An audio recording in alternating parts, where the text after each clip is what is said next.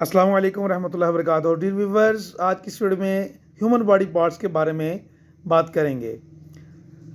रान को थाई कहते हैं, पट्ठे जो होते हैं उनको मसल्स कहते हैं, घुटने को नी कहते हैं, पिंडी को काफ कहते हैं, पिंडी के अगले हिस्से को शिन कहते हैं।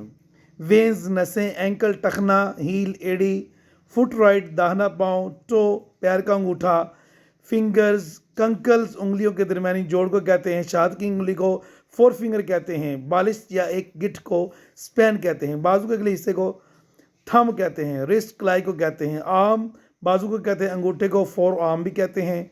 हैंड राइट, दाहिना पाँव, एल्बो, कोहनी, उंगलियों के नाखून को फिंगर नेल कहते हैं।